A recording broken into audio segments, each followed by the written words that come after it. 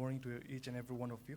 I have the honor and privilege to stand in front of you and welcome each and every one of you on today's program, that is the third national seminar on natural resource management for sustainable development. I welcome our special invitees, our chief guest, Pusi Larinsanga, Honorable Agriculture Minister, Government of Mizoram, our guest of honor, Dr. K. Pa Chunga, Honorable MLA Chairman, Bamboo Development Board.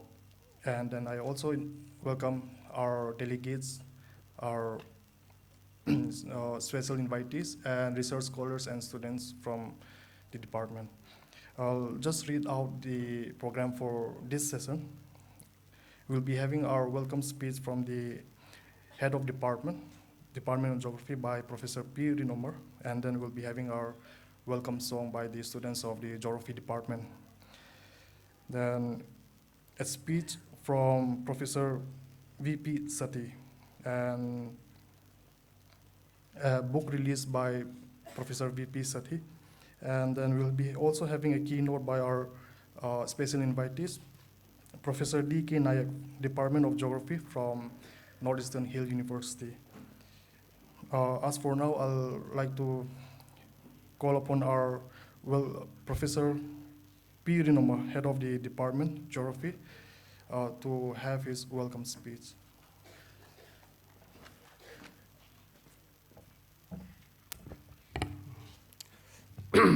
Thank you, Chairman Sir, for giving me opportunity to welcome the dignitaries and the participants in the inaugural session of the third national seminar on natural resource management for sustainable development. On behalf of the organizing body, we would like to thank to our chief guest, Pu Silarin Sanga, Honorable Agriculture Minister, Government of Mizoram. Sir, we, the organizing body, heartily welcome you, sir, and thankful to you that you have spared your valuable time to grace the third national seminar on natural resource management for sustainable development. I would also like to welcome our guest of honor, Dr. K. Pa Chunga, MLA, Chairman, Bamboo Development Board, Mizoram. Sir, we heartily welcome you, sir.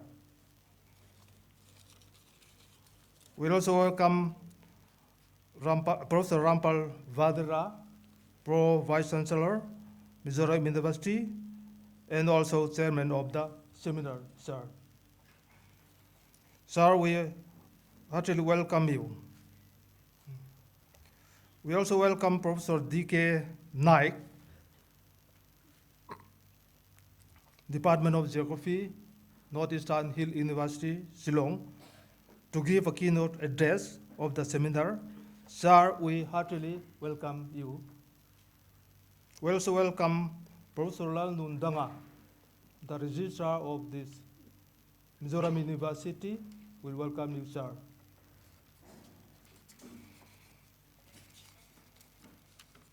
We also welcome Professor V.P. Sati, Department of Geography, MZU. We also welcome Dr. Benjamin L. Sajluanga and Dr. K.C. Malsomjava, Department of Geography. We also welcome our distinguished faculty, professors, the faculties from these universities, then not only from this university, outside the universities also. We welcome heartily all the participants and who are here.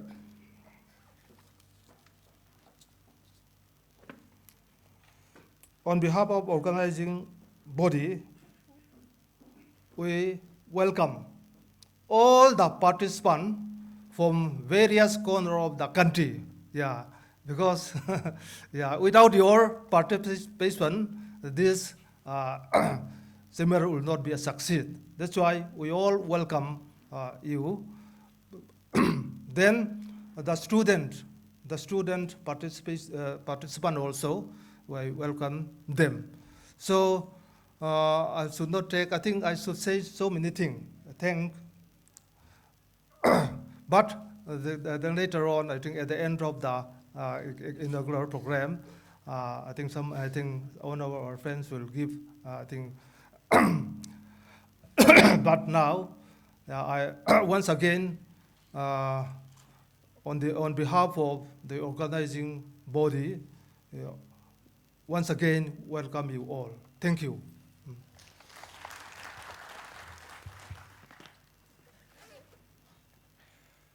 Thank you, Professor P. Rinuma, for the welcome speech. I will now like to call upon the students of Department of Geography to present their welcome song.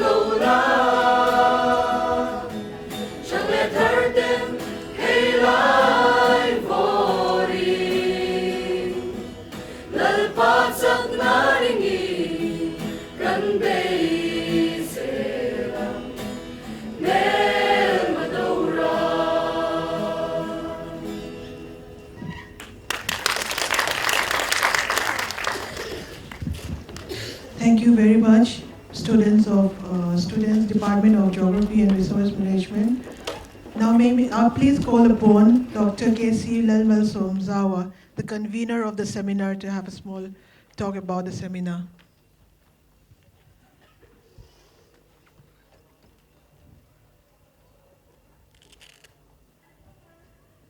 A very good morning to you all.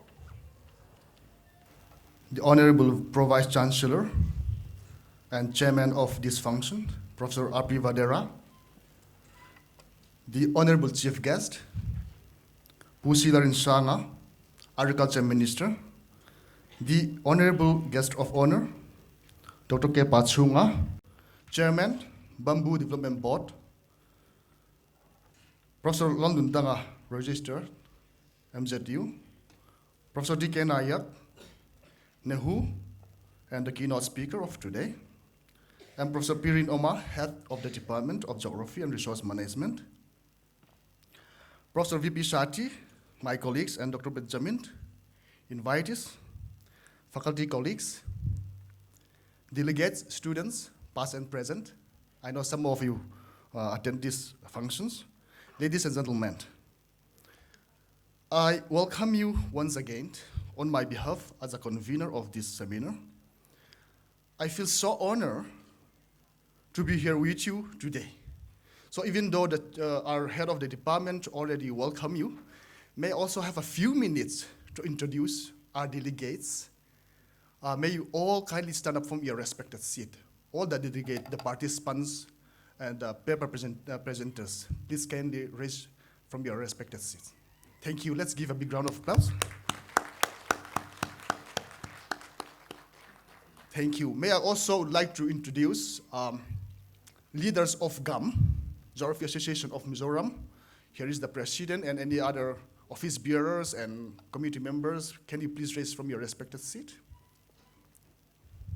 Please. Thank you. Thank you.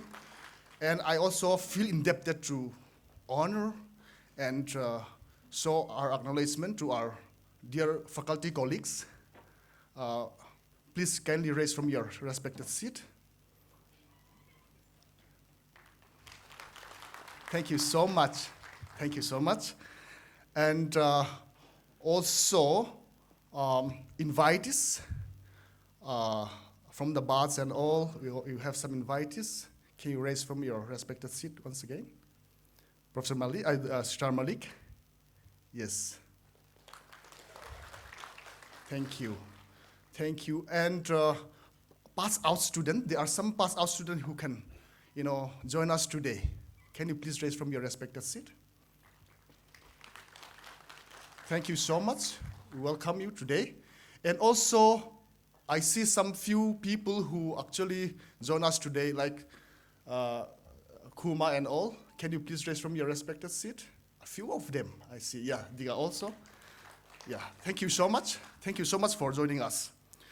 So, even though there's going to be a vote of thanks at the last slot of the program, I just want to take a few minutes to express our gratitude to our chief guest, because he's going to leave soon, I think. He has another program engagement, a very important one. So, we are very honored and proud to have you in our midst today, that you can manage. And our chief guest is one of the most active and dynamic leader of the present cabinet, who striving so hard to find out the best agriculture practices, the best sustainable and best fit and most productive agriculture practices in the state of Mizoram. So he think a lot about this for the development of the state. So we are so honored to have you here, sir, and we are welcome you once again. So I also feel to give a special welcome to my friend, the guest of honor, Dr. K. Pachunga, by accepting our invitations and sponsoring our program. So even our chief guest also sponsoring this program. So we are so thankful to them. And of course, I extend my special welcome to the keynote speaker, who was, let's say, my supervisor in my PhD thesis, and he's my guru, my inspirations. Thank you, sir, for making it happen today. And also, we have a very special invitees from Nabat, our sponsor, General Manager, Shri S.N. Malik, and Madam Bina Diner. Please, can you raise once again from your respected seat? Yeah, they sponsor our programs. Among many sponsoring agencies, they are the only one who can join us today. Thank you so much. So before I proceed, the organizers feel like to give a token of appreciation and to show our respect and love to our dignitaries who are sitting on the dais. May I request Professor Pirin Omar, head of the department, to kindly hand over a token of appreciation, a gift item to the chief guest and the guest of honor. So the reception can come out on the stage. Yes. the chief guest, Pusangtia. Can you join me welcoming once again with a big round of applause?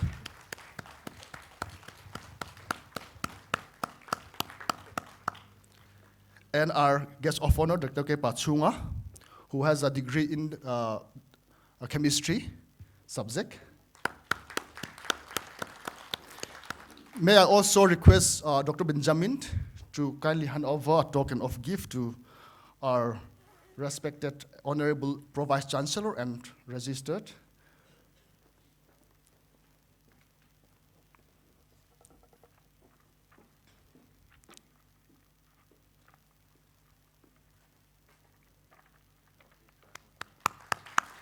Yeah, let's give a big round of applause.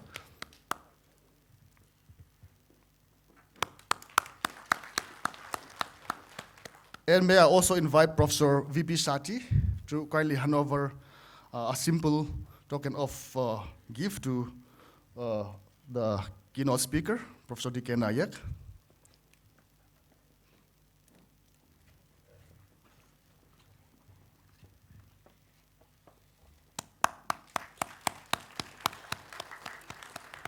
And I also would like to extend our welcome to our special invitees.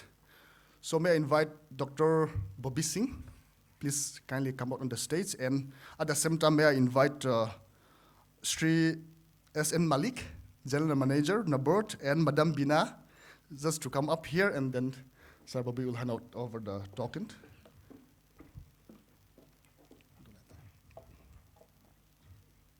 Yes.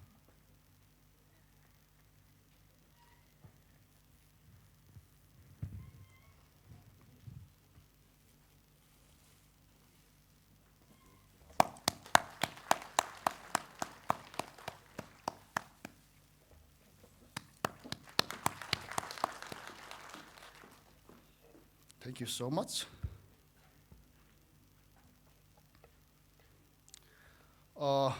Ladies and gentlemen, I'm supposed to speak about the seminar today. So let me just briefly highlight about the seminar.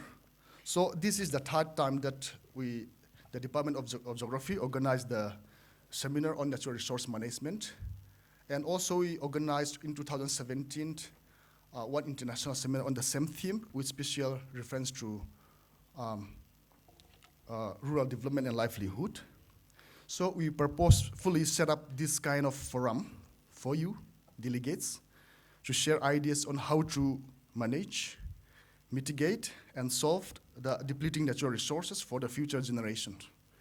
So in this two-day seminar, we will discuss a wide-ranging topics and tremendous challenges that are ahead of us.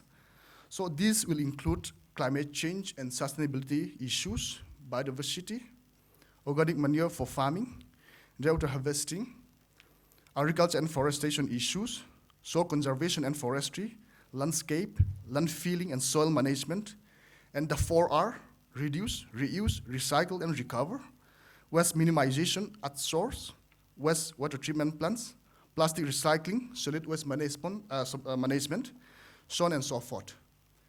So together, there are 338 authors for the book and the abstract we are about to release after this program. I mean, after my program. There will be 62 paper presentations, 6 poster presentations, and 13 technical sessions. So soon after lunch, there will be a parallel session, technical session, at ADM Conference Hall, opposite to this building, and one at Guest House, Conference Hall. And for tomorrow, the whole program will be done at Seminar Hall, Conference Hall, and sometimes we call it cluster building, including valedictory.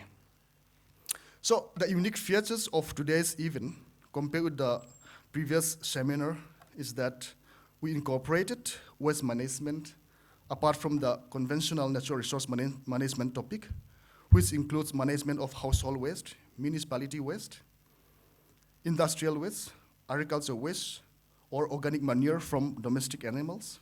So it is a big challenge to translate waste to worth and generating jobs out of waste that has been accumulated for so many years in and around our surrounding due to increasing populations. So dear authors, you know that I was so forgetful, disorganized during the whole process where you communicate through online. So I make many mistakes. You please forgive me as a convener. So, and last not but the least, we wish and pray that this 2-day seminar on natural resource management for sustainable development will bring fruitful and meaningful results and application to solve the emerging needs of today pertaining to natural resource. Thank you so much.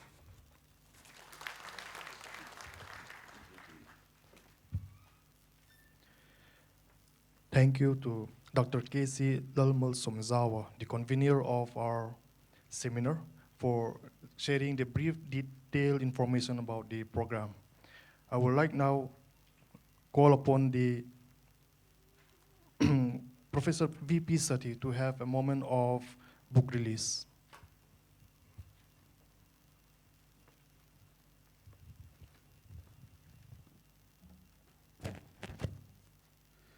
Good morning. Honorable Chairperson of this inaugural session, Honorable Vice Chancellor of Mizoram University, Professor R.P. Badera, Chief Guest, Honorable Minister of Agriculture, Government of Mizoram, Pu Lalin Sanga, Guest of Honor, Honorable Member of Legislative Assembly and Chairman Bamboo Development Board, Government of Mizoram, Dr. K. Pachunga, Honorable Registrar, Mizoram University, Professor Lalundanga, the Head of Department, Geography and Resource Management, Professor P. Rinoma, keynote speaker and a senior geographer,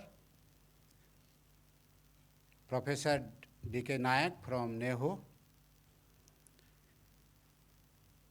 deans of schools, heads of departments, many senior colleagues are here, faculty members, and today we have with us the General Manager of NABARD, Sri Malik Sahab.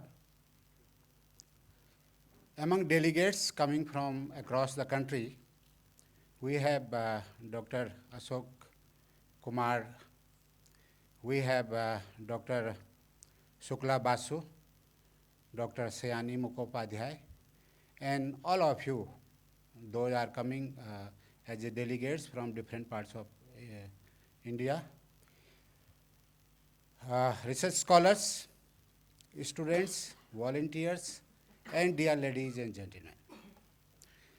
I welcome you in this August gathering on an auspicious occasion of the third National Seminar on Natural Resources Management and Sustainable Development.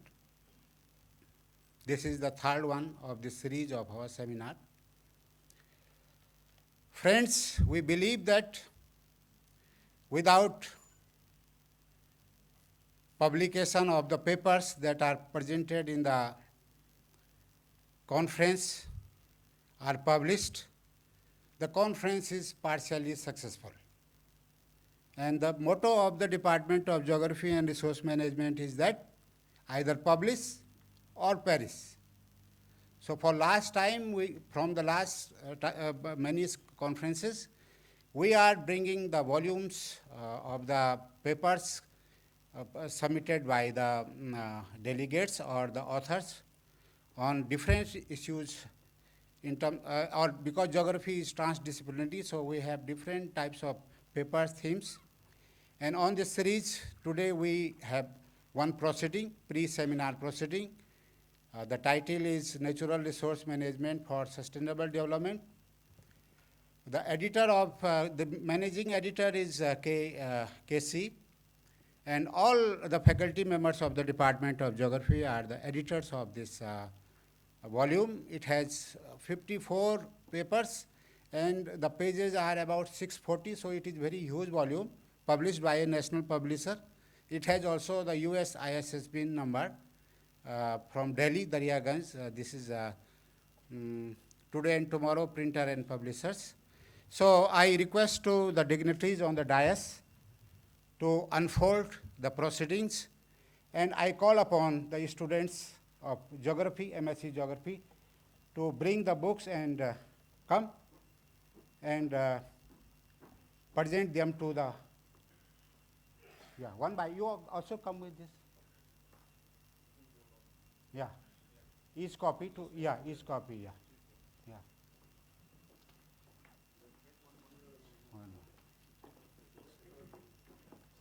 One, sir. You have to open, sir. Unfolding them.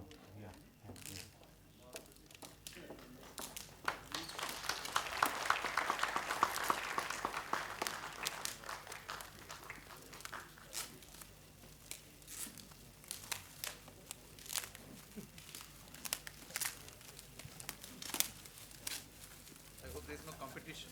Who opens it first?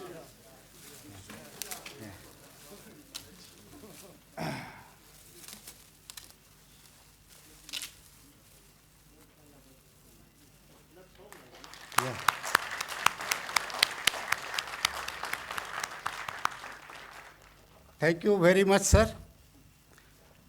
We have also published the abstract and souvenir book from the same publisher, and there are more than 100 abstracts published. This is the small volume. And again, I just request to all the dignitaries to unfold the souvenir and abstract book. Please come.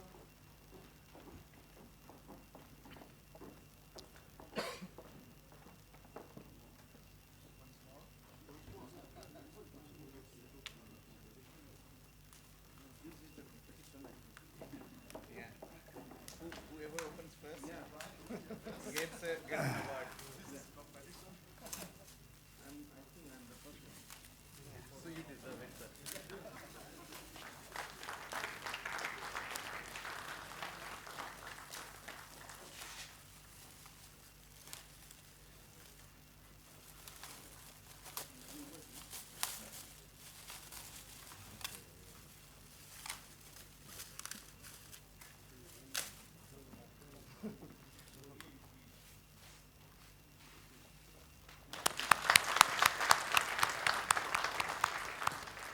Thank you very much, sir. And I'm also happy to inform that Department of Geography and Resource Management with the Geography Association of Mizoram, and I'm sorry because we have here with us the chairperson of Geography Association of Mizoram. And we are publishing a journal. It is peer-reviewed with ISSN number, and the journal name is Geography. And this is the 13th volume we have published recently. 12 volume already published earlier. So I again request to the dignitaries to inaugurate that volume.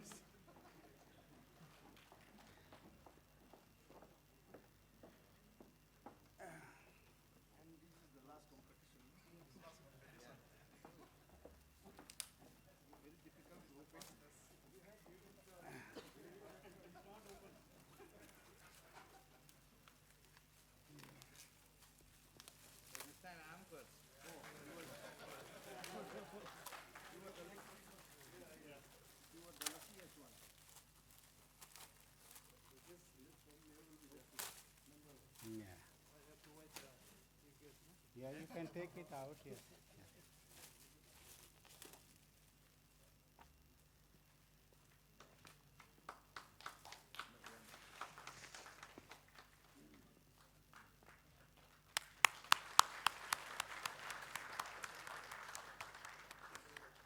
Thank you very much, sir.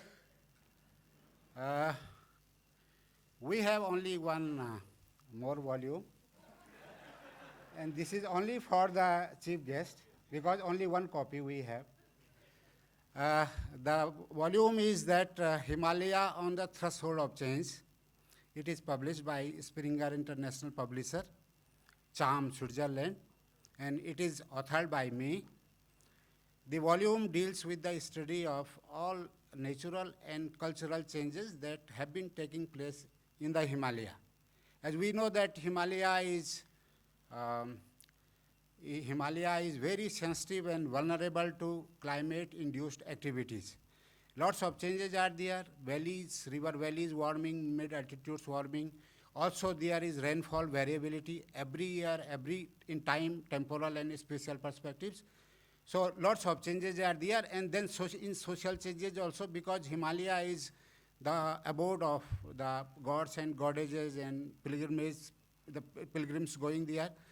And there are also changes because mass tourism in terms of adventurer tourism. So lots of social and natural changes are there.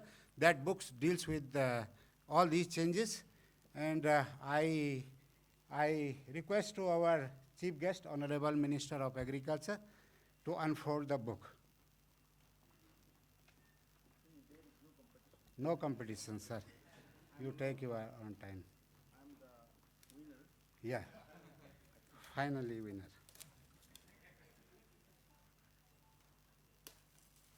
So if you win, the agriculture wins. Yeah. You were right. Yeah. Okay.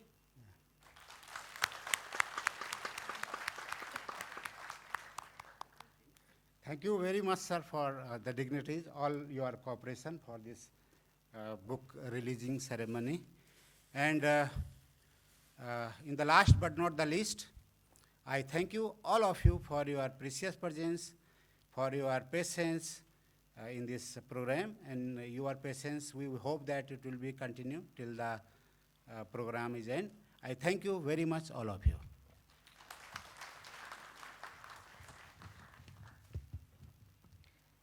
May I kindly have the honor to invite our chief guest, Sri C. Lalrin Sanga, Honorable Agriculture Minister, to share his thoughts.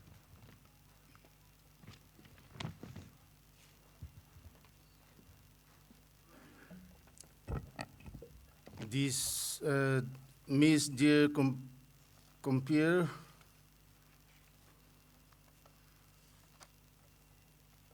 Professor R.B. Vadhera, Honorable Pro Vice Chancellor, Mizoram University. Dr. K. Pachunga, Honorable MLA and Vice Chairman of the Bamboo Development Board, Professor P. Rinoma, HOD, Department of Geography, MZU, Professor Vishwambhar Prasad Sati, Geography and Resource Management, MZU, Professor Debendra Kumar Nayak, Department of Geography, NEHU, Dr. Benjamin L. Saitluang, General Secretary, Geography Association of Mizoram, Dr. K.C. Malsom Zaba, Convener, Member of the Organizing Committee of this conference, Coordinator, respected member of the National Advisory Board, colleagues, students, and friends.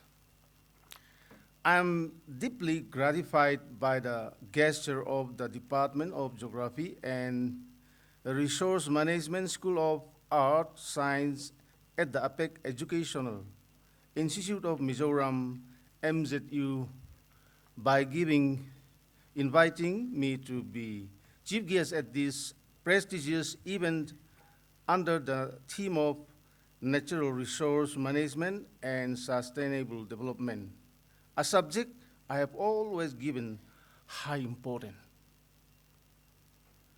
To my understanding, our theme is one that is vast in nature, encompassing in its ambit issues ranging from global environment and ecological balance to the preparation of our economic growth in the desired path. Our theme today is not only of domestic in nature, but a global one.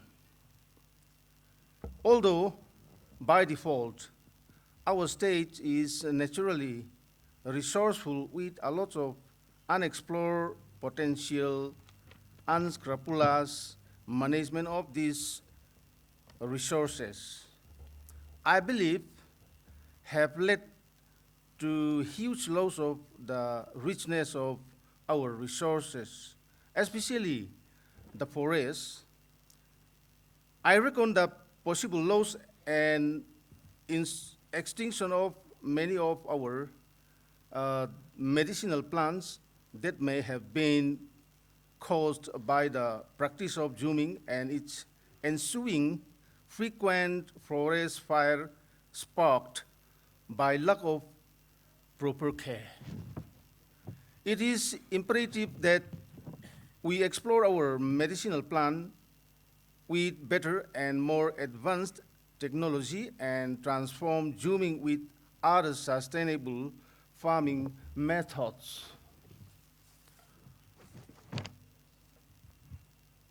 Technical front with a view to conserving our biodiversity besides our ongoing partnership on biofertilizer development. Recently, on 27th February this year, the Mizoram Water Policy 2019 was launched by the Irrigation and Water Resources Department, one of the 3 departments I am currently in charge of. Along the line of the National Water Policy 2012, I must stress here that this is yet another significant step in our efforts towards improving our natural resources management.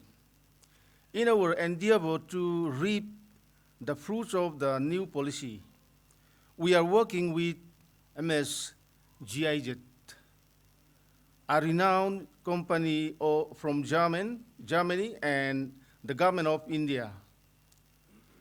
Fortunately, the water table of our own Mizoram is still high enough, and the present situation of availability of water is not bad as yet.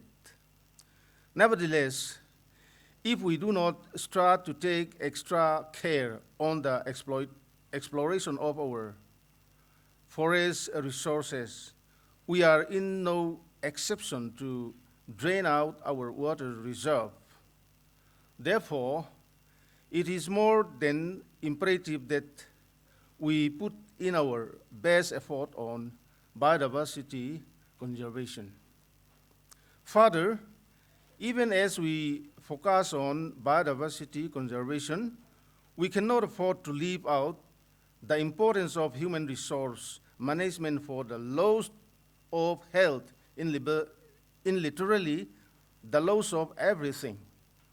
It is of utmost importance to be discreet in what we eat, we consume. A larger portion of the fruits and vegetables consumed by Mizoram is brought in from outside the state, mostly cultivated with the use of chemical and pesticides. This, in all probability, is the cause of many of the health issues. In this connection, steps are being taken to encourage our farmers to go organic and use biofertilizer for their crops. In this regard, as I have mentioned earlier, the government of Mizoram has also joined hands with the Mizoram University on a project for production of biofertilizer unit for sustainable agriculture in Mizoram under the government flagship program of SEDP. There is yet another important initiative that we are taking from the research and extension wing of my department, agriculture. Very soon from now, we are hoping to be able to establish biocontrol laboratory at Lengpui, nearby the airport. Under this initiative, we hope to bring about the availability of biological control agent to the farmers for the pest management. Native strains of different biopesticide and biocontrol agent will be collected, and the mother culture of such will be made available for multiplication on a large scale. As we have experienced in the outbreak of the fall armyworm in Mizoram earlier this year, biocontrol agents like trichogramma have been put to use with desired results in our battle against the fall armyworm. Our mission is to go ahead with the availability of such bioagent and biopesticide. I would also like to highlight the issue of waste management that the Watson Division of Public Health Engineering Department is taking at the moment. Action is being taken on segregation of degradable and non-degradable waste, both at the urban and the rural level. Nonetheless, we ought to lay more focus on sensitizing and educating the general population on the manner of segregating their degradable and non-degradable domestic waste. It is indeed very important to refrain from burning our plastic waste and start, as one of our sub-theme highly puts, to reduce, reuse, recycle, and recover. The Japanese man would bring home the peel of skin of the banana he consumed outside of his house to fertilize his kitchen garden. Likewise, we must also educate ourselves to make use of the roots and waste of our fruits and vegetables, which I believe is one great example of management. It is not enough to simply sensitize the public, but to act productively with proper regulation at the village and local council level in close coordination with the NGO. Management of natural resources required collaborative works from various stakeholders, as the use and unuse of natural resources depend upon a number of factors: historical, political, economic, social, and cultural. Though the substantial and holistic approach coupled with concrete framework for policy, resources could be conceptualized, planned, and implemented. I strongly believe that the third national seminar on natural resources management and sustainable development will truly provide a common platform to researchers, scholars, and activists from various disciplines all over the world to share their works, ideas, and experience on sustainability and management of natural resources. Thank you. Thank you very much.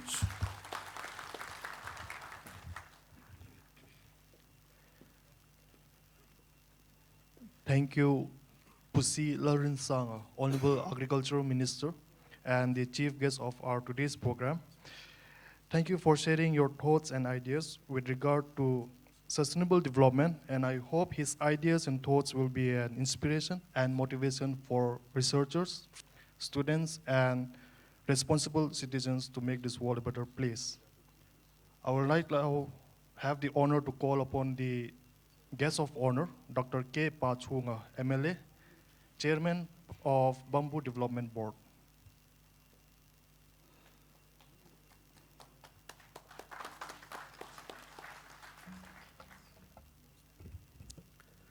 Good morning, everyone. Our chief guest, Honorable Minister Pusilarin Sanga, our Pro Vice Chancellor, Professor Vadera, Professor Nalundanga, Registrar of MZU, faculty and dear participant. I'd like to express my sincere thanks as invited me guest of honor. I'd like to thank my sincere thanks to Dr. Casey. He's my friend in university. He's young and energetic and a very dynamic. He's a good scholar. I'd like to express my special thanks to University of Mizoram University because of their performance. As we know, it's only 18 years old. Am I correct? I think MZU was established in 2001. During established time, there is a lot of debate whether the university is state university or central university. During that time, we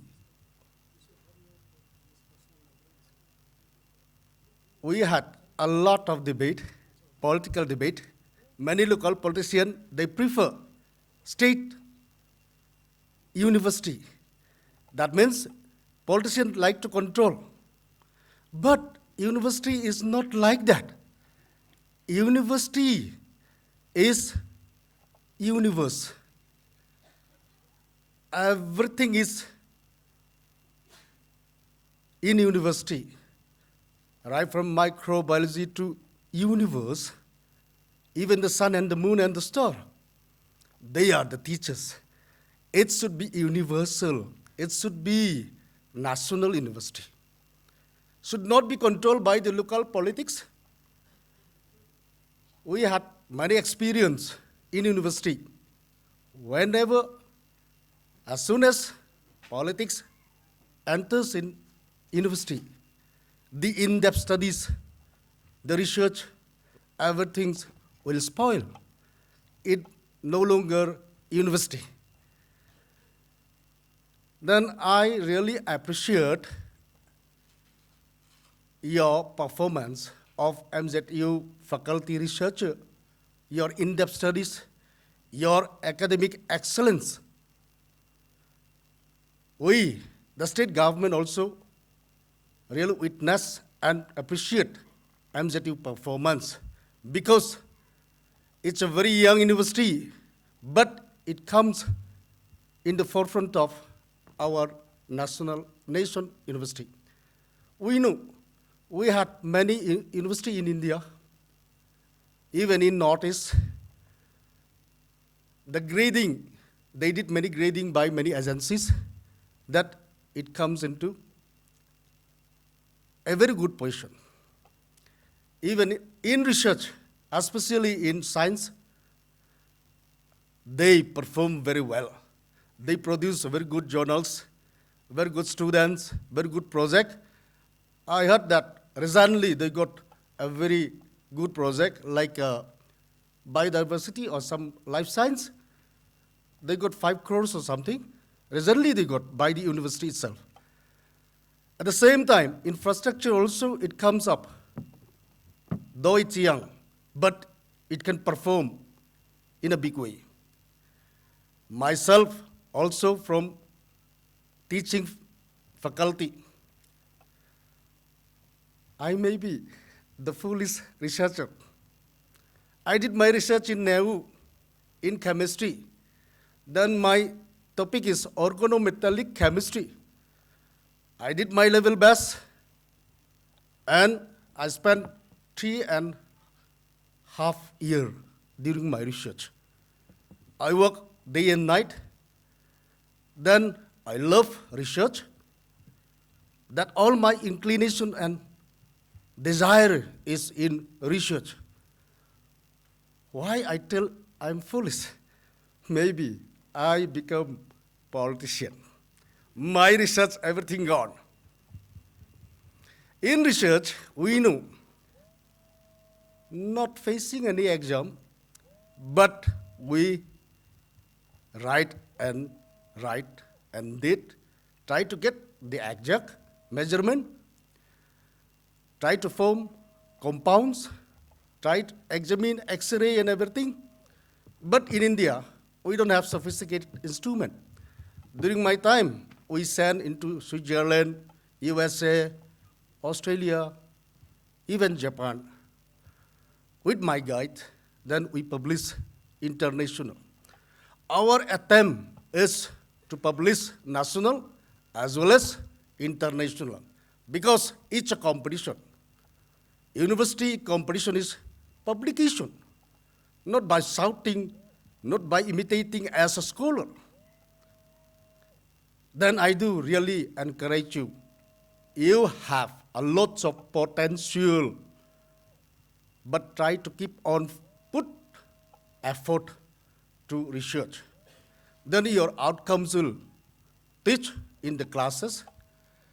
Only reading books by the different authors is very meaningful, but not very noble. Try to produce your own research, your finding.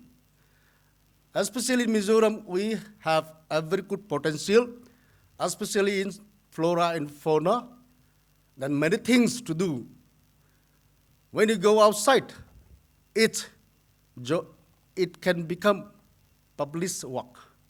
When you go to Klong River, being a biology science, it can become into papers, because many virgin untouched by the researcher.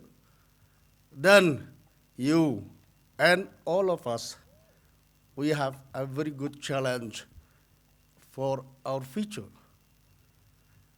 Then now I told you, I'm a foolish researcher, trans into politician. But I don't like to become the local politician. I'm not a cheater. In India and in Mizoram, all the politicians we thought they are a cheater, false promiser. But we, the science people, can become a good politician.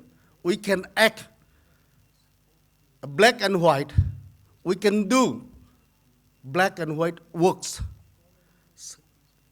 If we go back to Indian history during independence, George Pandit Nehru is a science background. He's from botany or life science. But all the science researchers and students, they don't have any intention to be involved in politics. All the social science people are involved.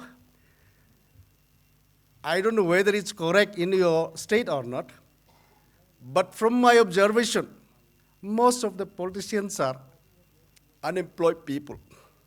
Right from school, they didn't study properly. They are not getting marks. Then after getting graduate and degree, they turn into politician. Then how you expect better India, better Mizoram, better Northeast? All the administration is falls on politician. In democracy, whether you are very good researcher or IS, all of them are under the elected peoples, MPs, ministers. Then my challenge is try to become politician as well as a researcher. Then I think we had a small mistake in our program. I am not the chairman. Only our chief guest, he knows. I am the vice chairman of Bamboo Development because chief minister is the chairman. Our chief minister is very dynamic, very humble, and very experienced. Then he is very interested in bamboo development. He studied Mizoram, which portion we have to take in a big way for sustainable development.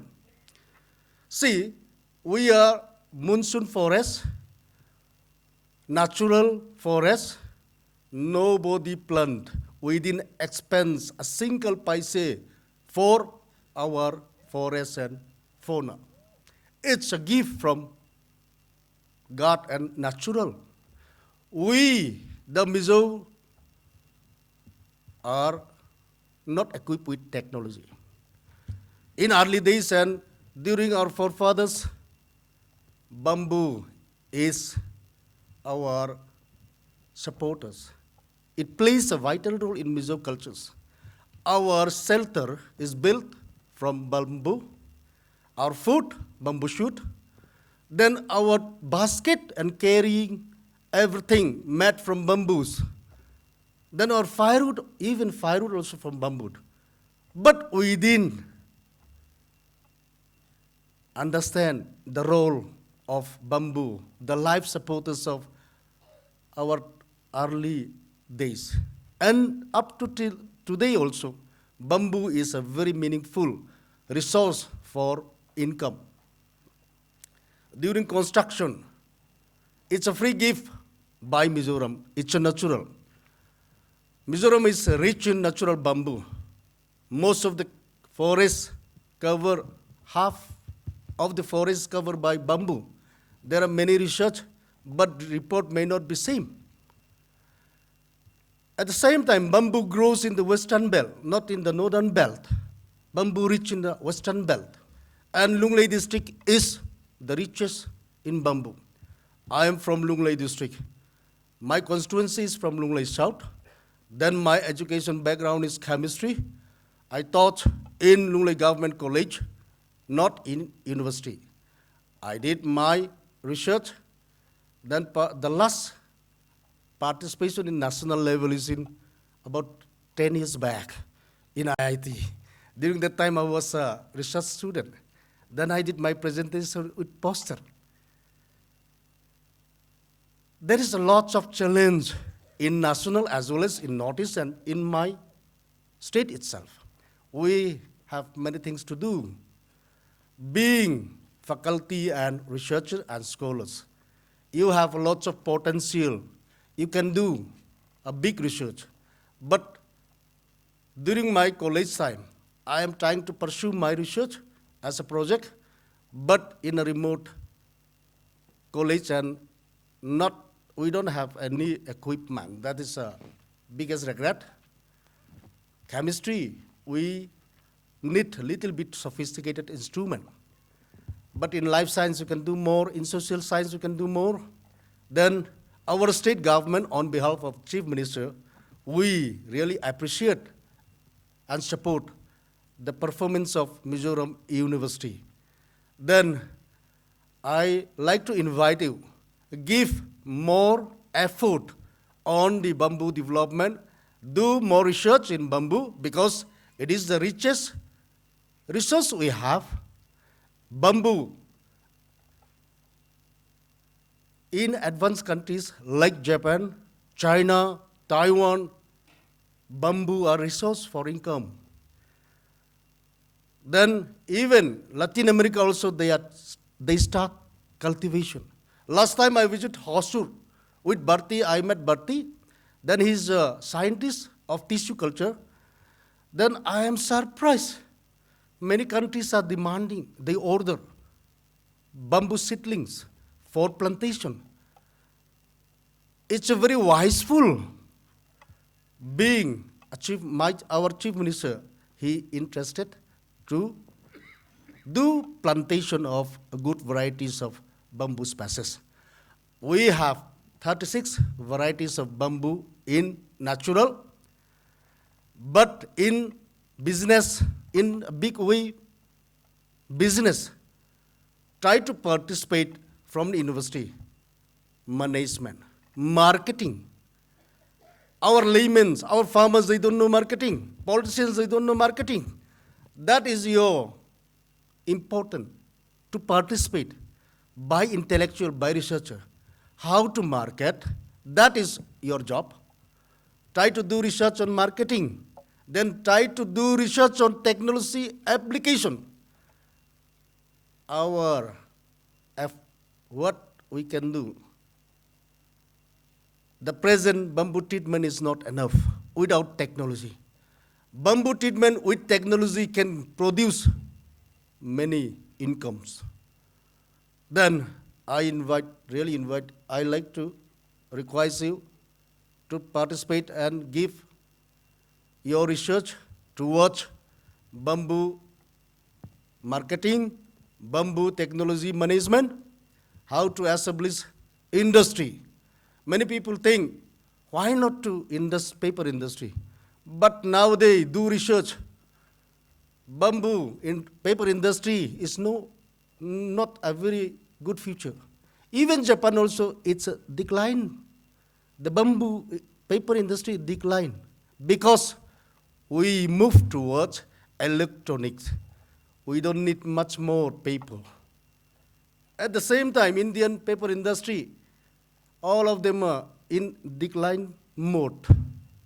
Then try to concentrate which industry can be possible in a small state with insufficient power supply.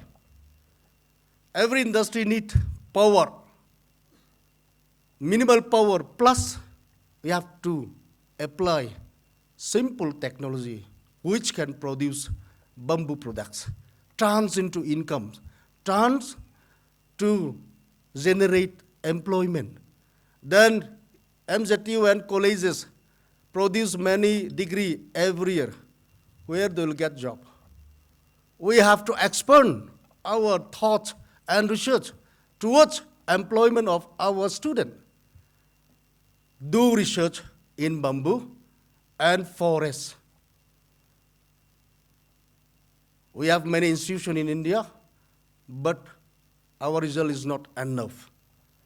And I'm very happy. DRDO, I think DRDO will come and establish in MZU. It's a very good for the student of MZU, especially science.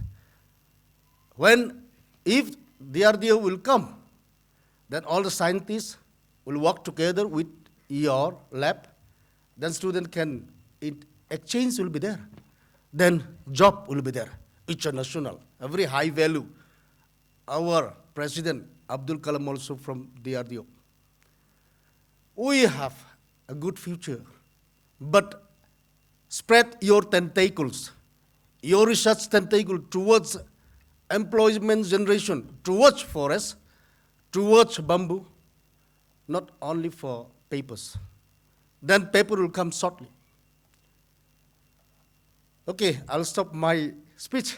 I have many things to say in research. I'm really interested in research, but I'm fully trans into politician. Politician, what we deal, everything is a big problem. But being successful, we have to solve the problem. A person who cannot solve the problem cannot become a successful. Then all of you,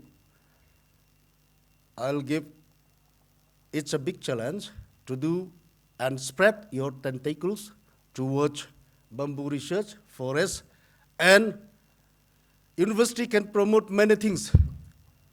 See the social conditions of Mizoram, the spread of HIV, university can do through awareness, through research. Then value system also we have to change. The present value system is correct or not? Try to eradicate corruption from university itself. Corruption is our culture in Indian society. Alone we cannot fight, but you can do but all together we can do. Try to eradicate try to stop HIV and corruption. Okay, I'd like to conclude my speech. I'm really happy to be with you and very refreshed among the researchers and university teachers and scholars. In university, everything is,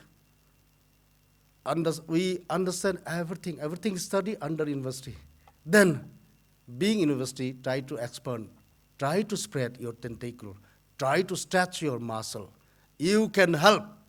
You are not for yourself, you are for the children of our countries. You are for the society. Good, thank you. We thank our guest of honor, Dr. K. Pachunga, the Vice Chairman of Bamboo Development Board, for sharing his ideas and the importance of research and his experience and the problems he have faced during his research and the secrets to how to overcome the problem. And I hope we as a researcher and student, we will all benefit in our own respective field of research. I will now call upon Lal Limpui to present her special item. May I please interrupt? Before that, our chief guest will be leaving us shortly. So may we please all rise up and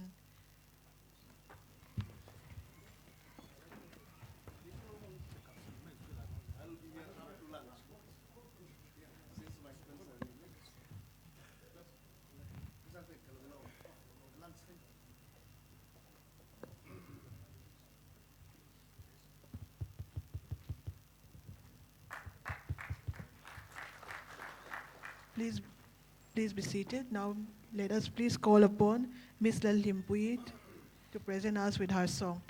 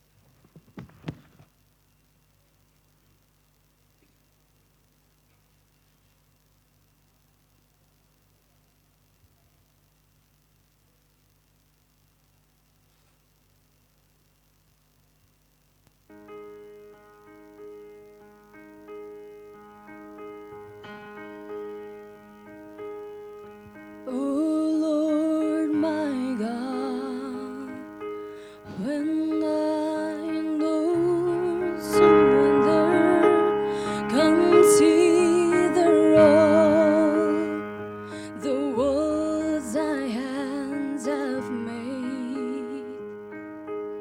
I see the stars, I hear the rolling thunder, thy power throughout the universe is played. Then sings my soul, my Savior God, to thee. How great thou art, how great thou art. Then sings my soul, my Savior God, to thee. How great thou art, how great thou art. And when I think of God, His Son not sparing, send His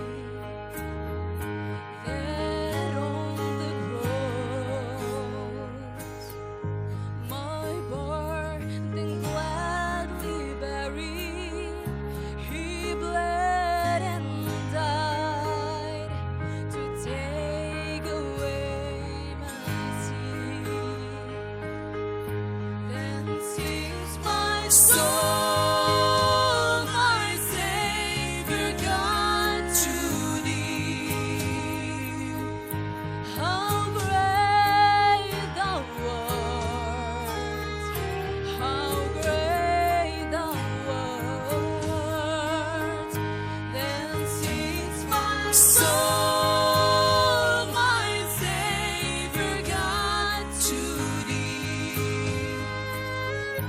How great thou art, how great thou art, and Christ shall come, reach out of acclamation and lead me home. What joy shall fill my heart, then I shall bow with humble adoration and then proclaim, my God, how great thou art. Then sings my soul, my Savior God, to thee. How great thou art, how great thou art. Then sings my soul, my Savior God, to thee. How great thou art, how great thou art, how great thou art, how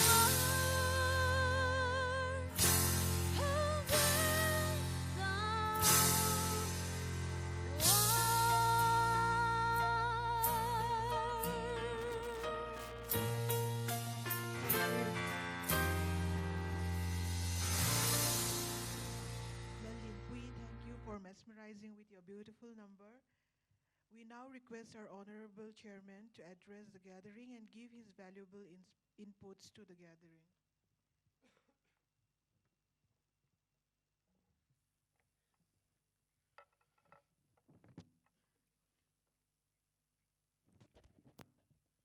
Good noon to all of you. Honorable Chief Guest, Pusil Lalinsanga, who has just left us because of his very serious engagement. Guest of honor, Dr. K. Pachonga, keynote speaker, Professor D.K. Naik, Department of Geography, Nehu, Shillong. Distinguished Registrar, Professor Lalund Danga. Deans, heads of the departments, faculty members, delegates and participants, those who have come from outside Aizawl, within Mizoram, as well as outside Mizoram, research scholars, students, and GM from the NABARD, Shri Malakji, convener of the seminar, K.C. Lamnal Sama, head of the Department of Geography, invitees, ladies and gentlemen. I am the odd man out.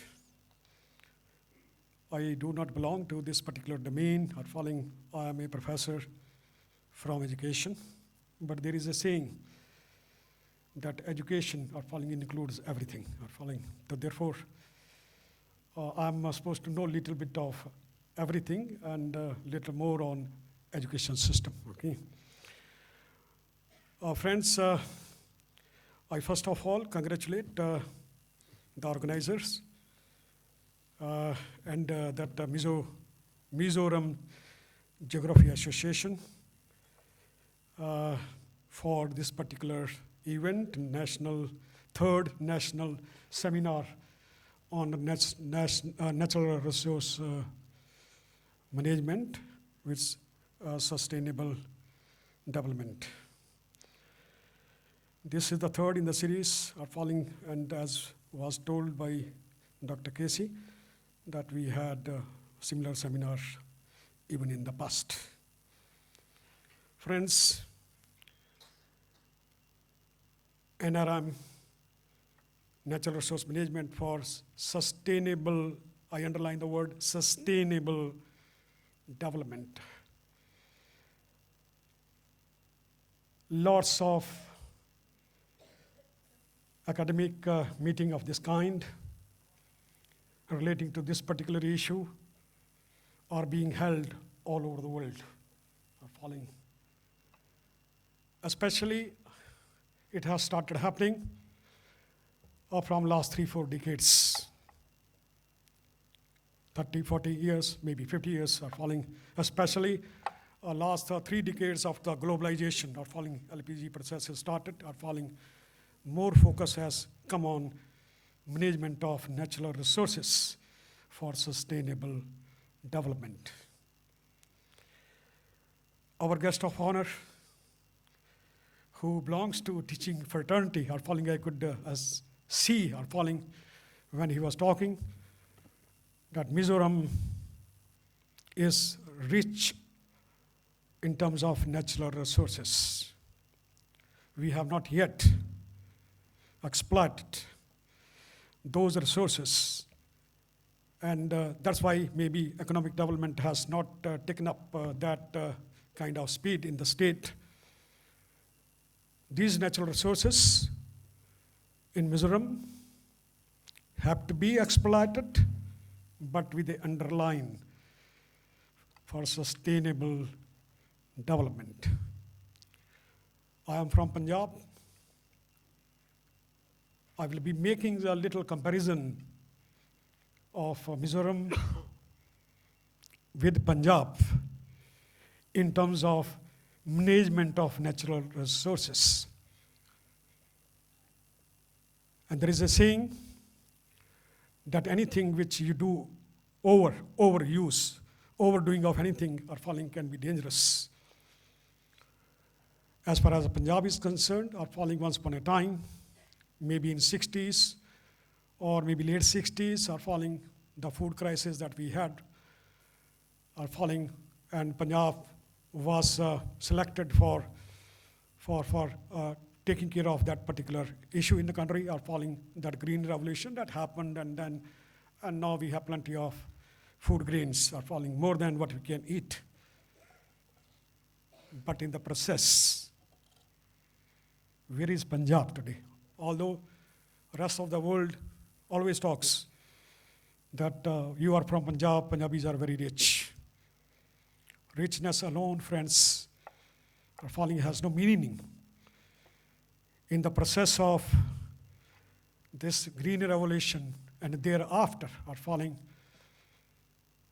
the natural resources overuse of natural resources, especially when I talk about underground water, which our honorable vice chairman of the Bamboo Development Board was talking, that in case of Mizoram, our underground water level is still very comfortable, are falling.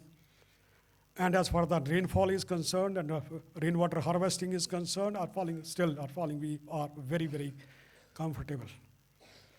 But Punjab, in the process of producing more rice, are falling because this particular crop requires so much of water, are falling. And water level, groundwater level are falling. It has gone down. I will not be able to tell you how many hundreds of feet are falling, maybe 200 or 250 are falling, 300. I don't have any exact statistics. But the situation is quite serious, are falling. This is what I say, overuse and the use of your natural resources without having an eye on sustainability are falling. I do not know what may happen to Punjab after maybe 50 or 100 years, 200 years are falling. It may be converted into desert, are falling the water. Maybe a very serious issue. Not only it has gone down, but even the quality of the water with the use of insecticides and pesticides.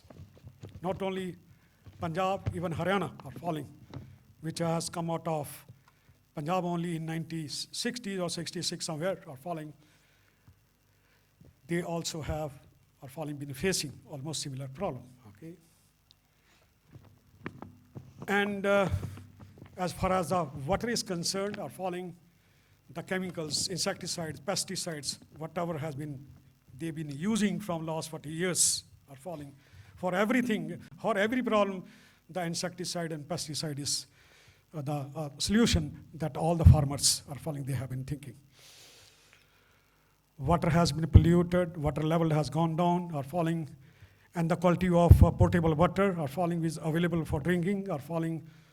I think problems are quite serious. And this is, I think Mizoram must take a lesson that when we decide to, are falling, go for, are falling any kind of development. And I know, I must appreciate the Mizoram political leadership, the civil society are falling, they are aware, much more aware than our farmers there in Punjab. They have become too selfish, are falling. They want only the money, are falling the quantum of the produce. They don't bother what kind of harm they have done to the land, are falling, the soil are falling, again, the soil, the quality of the soil are falling, and the water are falling.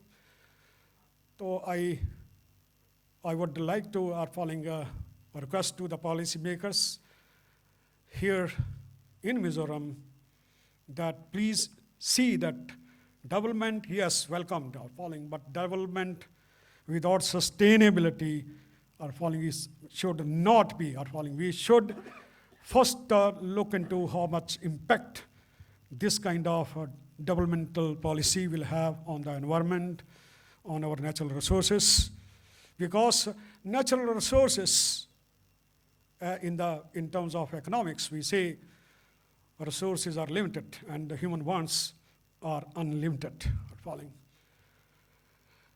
Whatever resources, natural resources that we have, it are falling, all, whether they are regenerable or falling, or non-regenerable or falling, they are limited, are falling. And we have to ensure that we must use only what we require. And that's what Gandhiji had said it, that nature has given us to everything to fulfill the needs of everybody on this globe, but not for the greed of even a single person. So we should not be greedy. Our farmers, there in Punjab are falling, they have become very greedy, are falling very selfish. They are not bothering, they don't know how much harm they have done to the water resources and the land resources are falling. And it also has impact on the environment. And there is one district, we talk about cancer here in Mizoram, and there is one district called Bathinda district are falling. Every day one train from there goes to Mumbai, and that train are falling is full of cancer patient are falling. The cancer patient from Bathinda district are falling to the Tata hospital are falling there in Mumbai. And now people have named that train as cancer train are falling. Cancer train are falling. And somebody wanted me to come to Bathinda are falling. They were asking that you can come back to Punjab. And I said, no, Bathinda I will not come are falling because are falling people talk that the quality of the water are falling, then maybe other eatables and the vegetables and everything are falling, so cancerous are falling. No, what I would like to are falling say here that we should be extra careful. We have not yet used much of our natural resources, and whatever future plan we have, and I know we have very learned political leadership sitting there are falling, they will not do anything what we have done there in Punjab are falling. So anyway, friends, this, as I said in the beginning, that focus on this NRM for sustainable development. I think from last 20, 30 years, 40 years, I think the focus has come. And the situation is becoming a little more serious for the developing and the underdeveloped countries with the globalization. And you might be aware or following the international politics that developed countries, they don't want to use their own natural resources. They want to keep it reserved for future use. They will come with a briefcase or falling to the developing countries and the underdeveloped countries, make use of our manpower, make use of our natural resources, are falling and sell the produce to the whole globe are falling. Okay. So we have, although we have signed all these treaties, multilateral treaties like WTO and GATS, and once we have signed it, are falling, you cannot go back, are falling. But then we can be very selective, are falling whenever which particular sector has to be opened up, which has not to be opened up. Even in education also we have to see whether we should open up higher education sector or primary sector or technical education or whatever, are falling. Even other domain also, I think we have to be careful or falling and to see that our resources are falling. We should preserve them, conserve them for the future generations. And on the one side, sometimes I don't understand or following the human nature, the parents.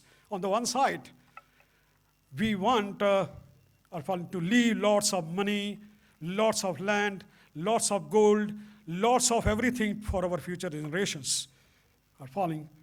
All corruption, which our honorable member was talking in the society, is because of too much of attachment with your children, because everybody are falling. All the additional resources through corruption that you are creating for your children are falling. You will have children, but they will not have the water to drink. They will not have the clean air to breathe. No, you can see in Delhi are falling. What is happening in Delhi are falling. No, it is, people are blaming the farmers there in Punjab and Haryana that they are burning leftovers of that dhan are falling. No, what I'm trying to say here, development are falling without education, without persuasion, without proper policies, without analyzing its impact, are falling. We should not move even one step forward, are falling. All this planning has to be done beforehand, are falling. So friends, I do not want to take much of the times, but what I want to say, two things more, that even UN, following United Nations, in 2000, there was one policy document signed, or which we call it Millennium Development Goals. It was signed in 2000, and they had talked about 8 goals, Millennium Development Goals, 8. I'll not talk about what were those aims are following. I'm trying to connect it with the today's seminar, the topic. And these 8 goals were to be achieved are falling by 2015. 15 years time was given. All the 190 member states of UN had signed that particular document. And then 2015, September, another following thing which you might have heard about, UN Sustainable Development Goals, SDGs. They are 17. MDG was 8, and SDGs are 17. And out of the 8 in 2000, when these 8 goals were decided, following only one was relating to sustainable development and environment. The rest of the 7 goals related to or maybe education or literacy or hunger, all this kind of. But the document which has been signed, that SDGs 17, out of these 17 goals, 7 to 8 goals relate to sustainable development and environment. Even the UN are following maybe 2000 and 2015. In 15 years are following lots of are following that overuse of natural resources, especially in the developed countries, underdeveloped and developing countries are following, Asian countries are following. Maybe UN also has taken a note of it, are following. So therefore, this, if I put it in terms of percentage, 7 out of 17, it's almost like 41% of the goals of UNO, which are under SDs, they relate to environment, are following, there's life over land, life in water, and all this kind of are following, okay?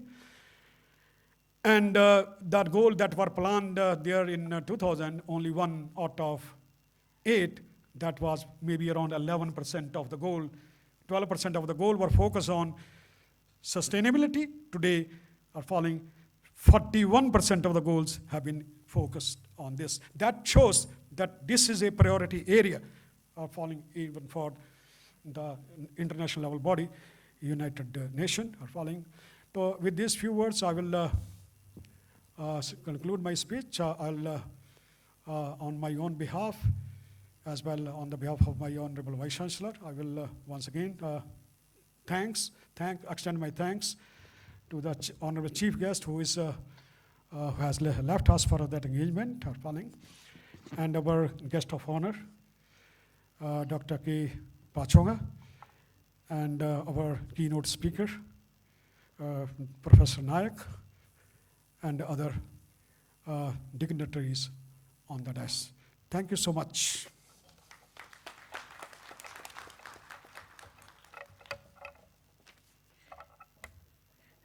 Thank you, Professor R.P. Vadera, Honorable Pro VC MZU, by sharing your expertise and knowledge. And also we thank you again for providing your gracious presence to join us today, sir. Now may I please invite Professor Lal Nundang, our registrar, to have a short speech.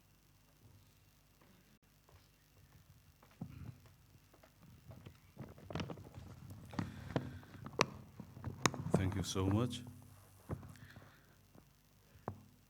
Honorable guests of honor, Dr. K. Pachunga, the Vice Chairman, the Zabambu Development Board, and Chairman of this function, Honorable Pro Vice Chancellor, Professor R.P. Vadera,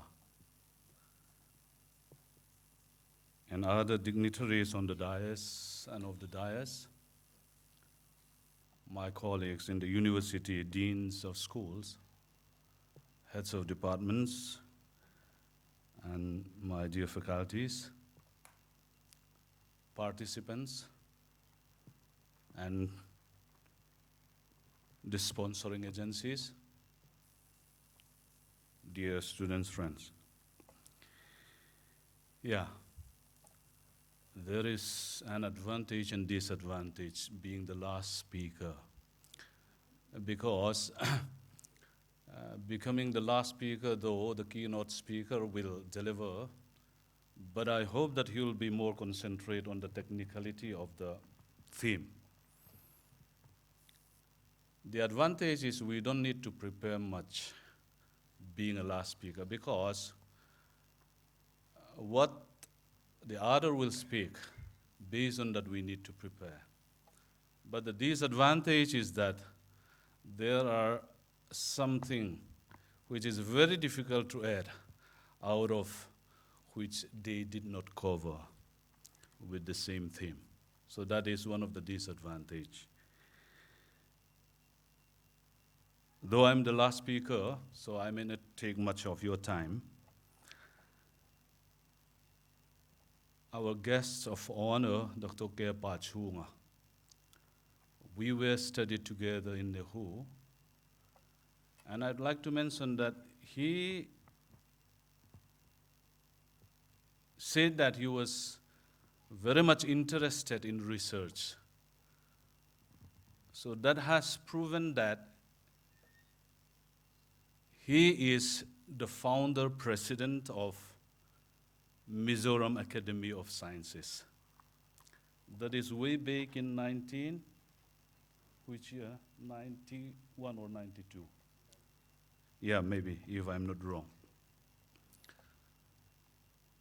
And he claimed himself as a fool, but we did not. We claim him as a person of commitment, entering into a politics, as he has mentioned that the inputs as a researcher is very much welcoming and need for the development of the country as a whole. And in particular, for the state. And he was rightly appointed being a vice chairman of this Bamboo Development Board. I hope that he could impart his own experience and expertise for the development in terms of economic as well as ecological development. And at the same time, our chief guest, he was given a right portfolio to be a Minister of Agriculture. You know, in Northeast India, especially here in Mizoram, we have land, a fertile land, I should say, though this is a hilly area. But the land itself is still productive. And we may claim that it is still organic. The only thing that we need is we do not know the know-how of marketing our agricultural product. Being a background of commerce, our minister, honorable ministers, I hope that he could contribute something in terms of marketing of the natural resources of this very particular state. And another point which I would like to mention is our Honorable Vice Chancellor has mentioned about the sustainability, mentioning about the SDGs. So I think whoever coming here, we all know about the definitions of sustainable defined by the United Nations. Meeting the need of the present without compromising the ability of our future generations to meet their needs. So that is the definition made by the United Nations. I think we may spell it out very easily if anybody is asking about what is the definition of sustainability. Knowing the definition may not be enough. Being a scientist of natural resources management, we need to do some action. We need to put this kind of definition into practical so that we could achieve the main goals of sustainability.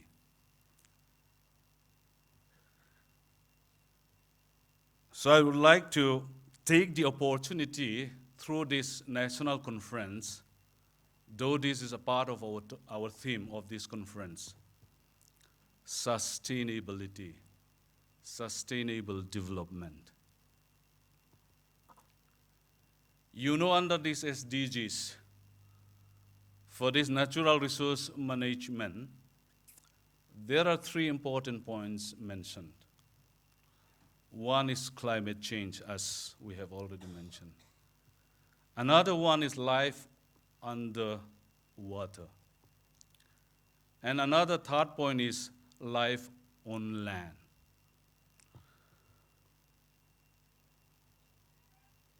For that sustainability, we need to integrate. And we have to take the approach of integration of environmental concerns along with economic development.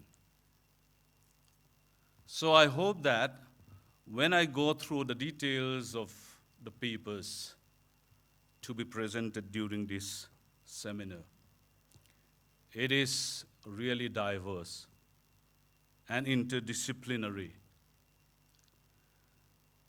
So our focus should be of how we can develop our economic status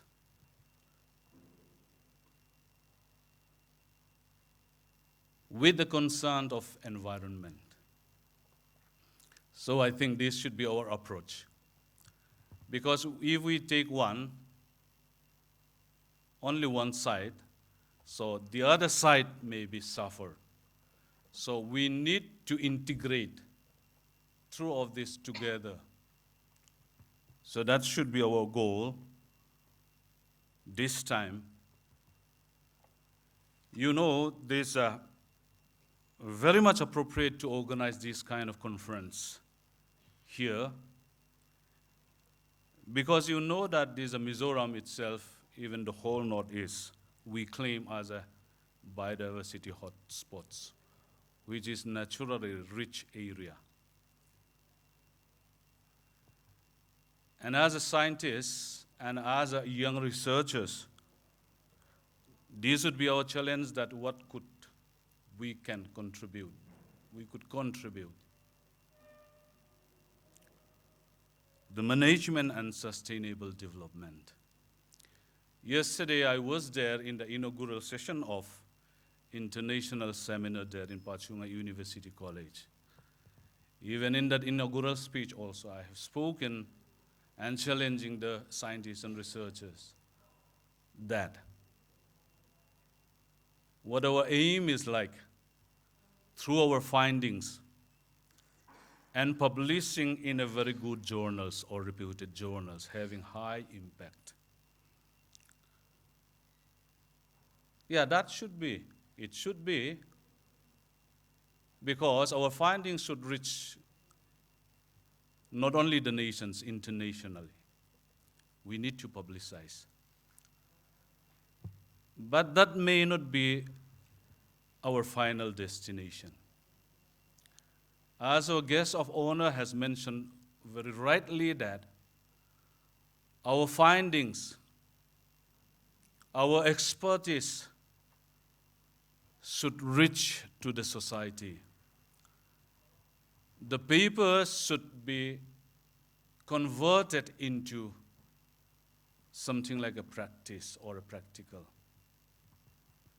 That what the society could gain out of our findings. So that is very important. So this is a challenge within this 1 or 2 days of seminars presenting different kinds of research findings. So with that, I wish this third national seminar a grand success. Thank you.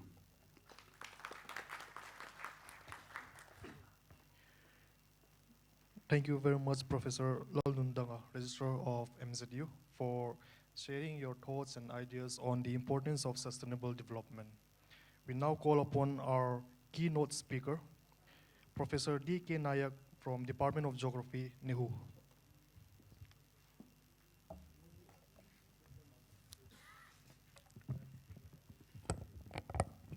Esteemed Chairperson Professor Vadera, Pro Vice Chancellor, Mizoram University, Honorable Chief Guest, Pusi Lalin Sangha, who left us because of his uh, busy schedule. Guest of honor, Dr. K. Pachunga, Honorable MLA, Professor Lalundanga, Registrar, Mizoram University, Professor P. Rinawa, Head Department of Geography, Mizoram University, Dr. K.C. Lalmal Samzuava, convener of the Third National Seminar on Natural Resources Management for Sustainable Development, Professor B.P. Sati, Dr. Benjamin L. Saitluanga, other faculty members of the Department of Geography and various departments of Mizoram University and from other universities of India, invited guests, delegates, and student friends, and ladies and gentlemen. It gives me immense pleasure to stand before you to deliver a keynote address to this august audience, who in their own ways are experts on resource management for sustainable development. To a humble teacher who has made some efforts in shaping the minds of a generation of students at Northeastern Hill University, this invitation to speak on the occasion means a lot and is a great honor. I place on record my heartfelt gratitude to colleagues in the Department of Geography and Mizoram University for this kind gesture. In the keynote address, I would be placing the whole issue in a perspective, a critical perspective, a copy of which is perhaps available to all of you,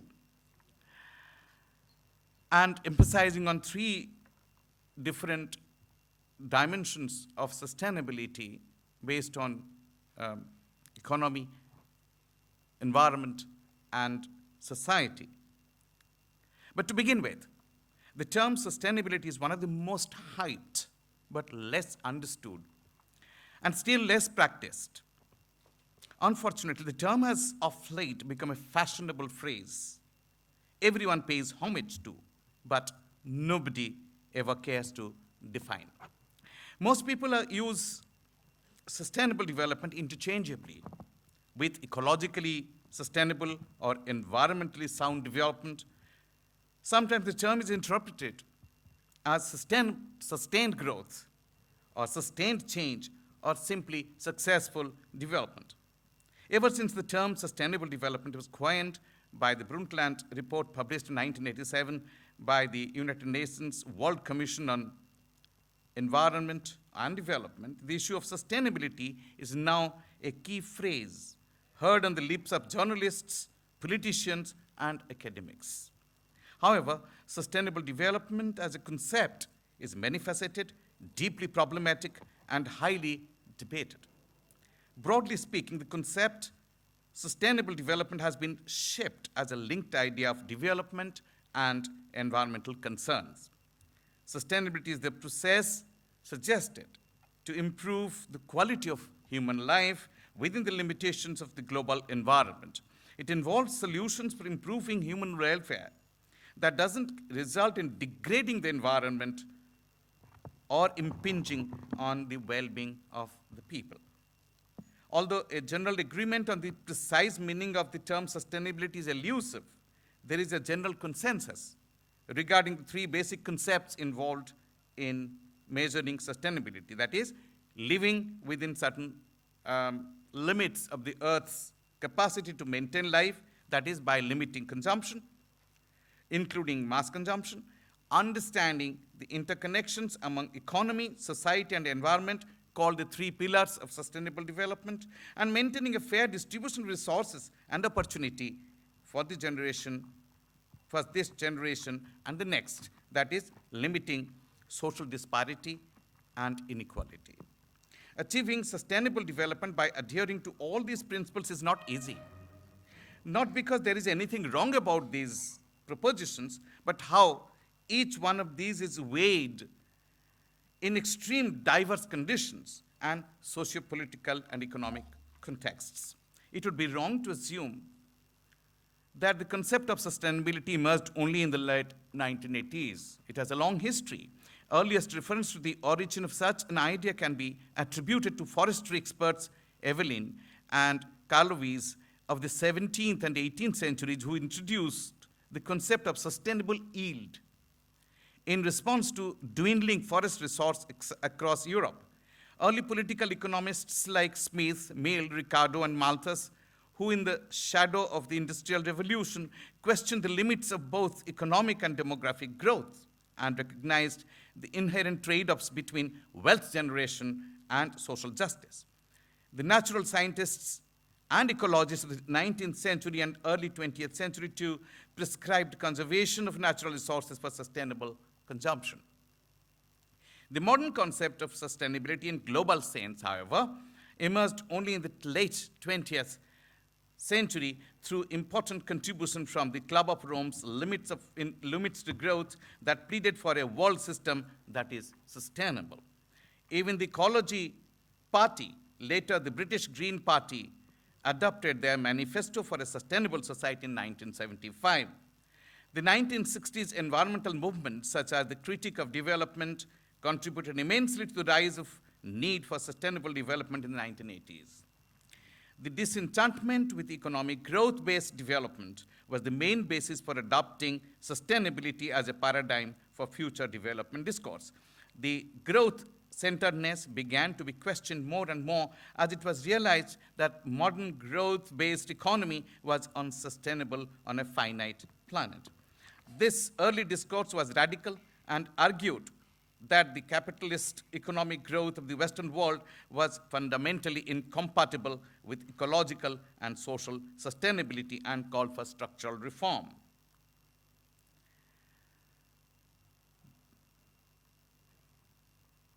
There was a broad criticism of economic development programs being implemented in the developing world sans environmental concern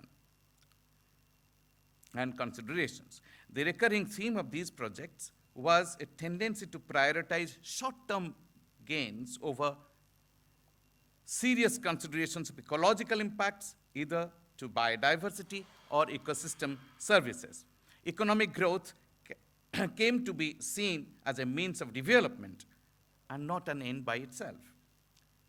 The end was seen as a development that was environmentally sound, that usher social well-being and economic progress without compromising future needs. The late 1960s and early 70s witnessed the rise of the modern environmental movement in the West that acted to increase awareness of the magnitude of widespread environmental destruction caused by humans. Tension in the West was gradually shifting to environment and quality of life issues. Having been somewhat subdued throughout the 1980s, the twin ecological and social critics of economic development began to interweave with modern economic development under what was to be termed as sustainable development. Now I come to the three pillars.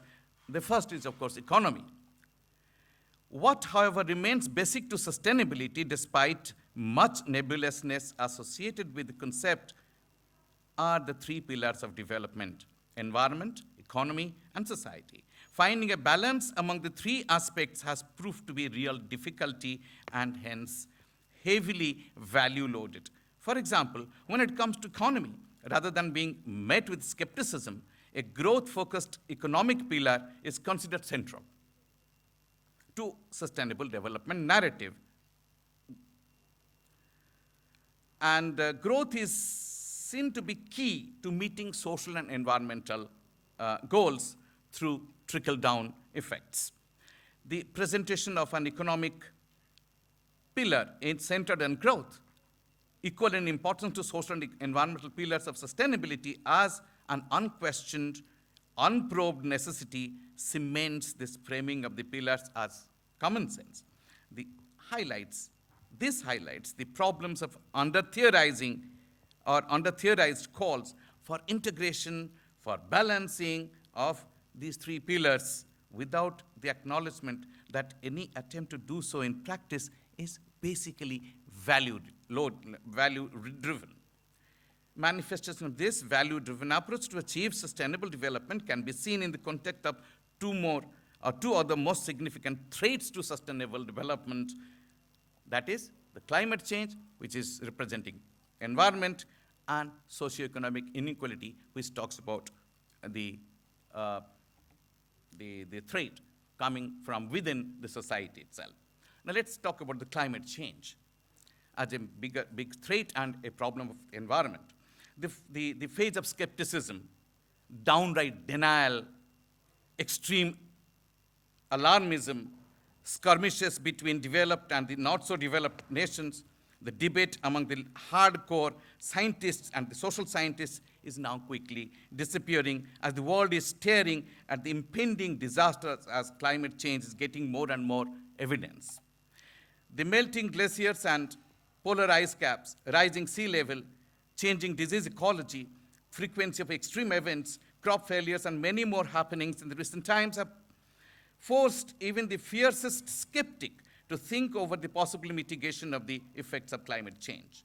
While the realization about the climate change is getting near universal approval, the focus now shifts to the methods and approaches in combating the threat.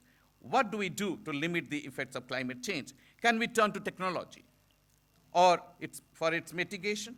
Can international agreements to reduce carbon emission bear fruits? Can we reduce consumption? Even if we achieve short-term success by all means, will it be sustainable? It is the last question that is most pertinent. It is heartening that the IPCC, which raised our consciousness regarding climate change, is looking at the problem more humanly than ever before. It has come to realize that nothing in terms of technological intervention, international trade-off, or persuasion will be sustainable unless we address the basic problem of land and land management. Recognizing land tenures of indigenous communities and their management rights over forests can help tackle climate change. This is what came not from the tribes and the other indigenous communities of India or a world at large fighting their long and losing battles, but from the IPCC, an international organization that has contributed immensely to our understanding of the threats of climate change. The statements assume significance as it shifts our attention from much discussed technological intervention to climate change for building a climate change resilient world. It also underscores the limitation of international negotiations, agreements, commitments to reduce carbon emission, and debates concerning use of clean energy use, carbon trading, and a whole lot of international strategies aimed at containing ill effects of anthropogenic effects on climate change. Even the more non-technocratic agenda of reducing consumption and other measures to face climate change threat has produced little results, far less than the enormity of threats that looms over the humanity. All these measures are certainly important and they must continue, but there is little guarantee that these can be sustainable. The recent observation by IPCC seems to have emanated from the realization that more people-centering measures are necessary, which will have long-term sustainable results. And this is what I'm saying to our honorable guest of honor, who seems to have felt that he has done a mistake by coming to politics. And this is where your role starts, sir, that this is the right time to be influencing policy, and you can do so very easily coming from academics and going to policy making. This is a tectonic shift in IPCC approach to sustainable measures in tackling climate change. It is land rights and land management by indigenous people that forms the core and sustainable measures in effectively dealing with climate change. Centuries of dispossession and denial of rights to the billions of poor and the underprivileged sections in the world is a major cause of climate change, and a sustainable solution to the problem lies in reversing it. And this is not what I am saying, it is the IPCC which has realized of late. Interestingly, this unpublished special report on climate change, desertification, land degradation, sustainable land management, food security, and greenhouse gas fluxes in terrestrial ecosystem admits that land titling and recognition programs, particularly those that authorize and respect indigenous and communal tenure, can lead to improved management of forests, including carbon storage. The report further adds, involving locals in identifying land use pressures, including special species decline, habitat loss, land use change in agriculture, food production, and forestry, as well as decision preventing, reducing, and restoring degraded land will lead to sustainable management of land. significantly the role of indigenous communities and the importance of legally recognizing their rights is being increasingly recognized in climate change mitigation internationally, while in India, such rights, customary or otherwise, are being viewed contemptuously. And ironically, things seem to be moving in the opposite direction. The only central piece of legislation that ensures legal recognition of their rights is being challenged in India's apex court. At the same time, conservation organization and forest bureaucracy are blaming these communities for degradation of forest land.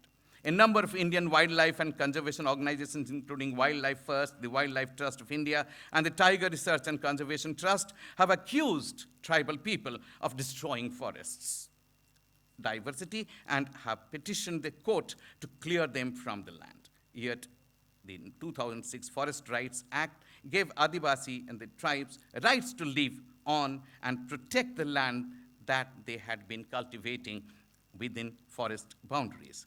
The debate about wildlife versus forest dwellers is an old one, but most Indian NGOs understood years ago that the Adivasis or the tribes were not the enemy, and they have been fighting on the same side. The Forest Rights Act undid historic injustices perpetrated on the communities of forest dwellers for centuries.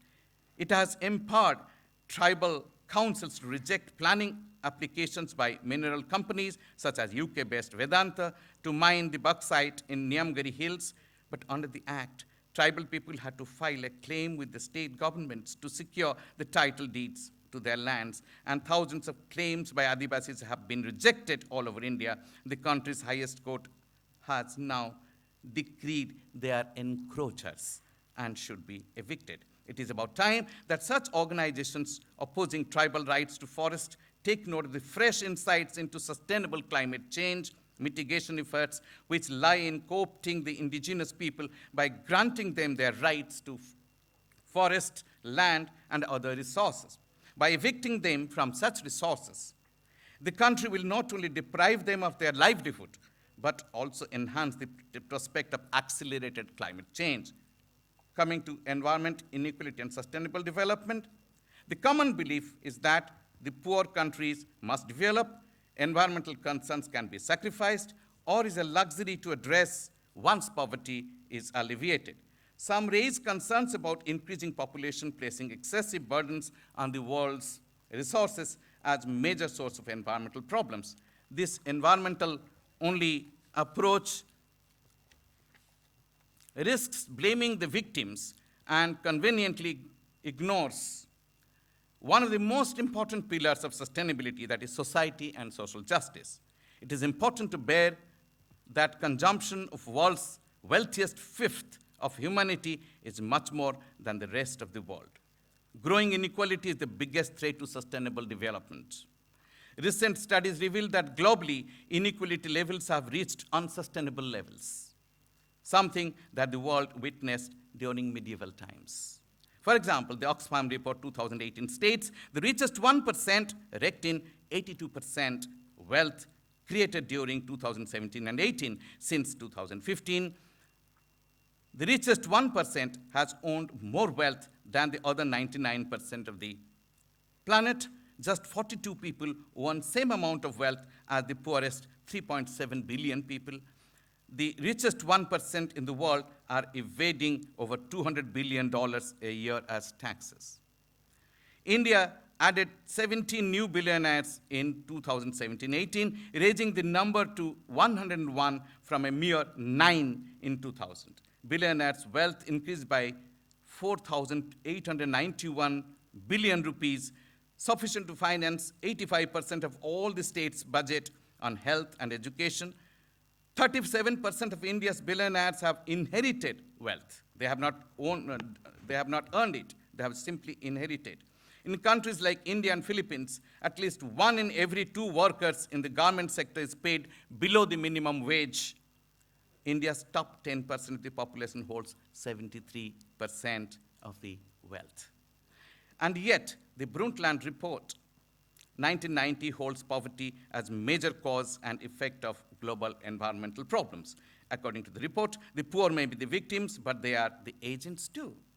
The conclusion, if one is poor, one degrades. Poverty is the same as poor. The main assumption about the poor and the environment are found in the dominant paradigm within the field of environment and development. Conventional literatures on the subject generally point to a negative correlation between poverty and sustainable development. The inevitable conclusion is that if people cannot be poor without subordinating the environment, if poor people must sacrifice the environment, then poor people cannot, in their present state, practice sustainable development.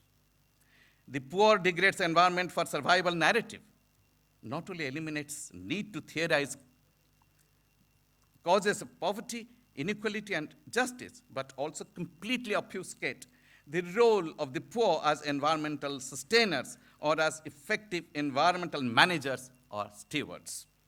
The narrative eliminates questions regarding why people are poor and identifies only the more proximate causes that compels poor degrading the environment. It conveniently hides uncomfortable questions pertaining to global and regional inequality and engenders poverty.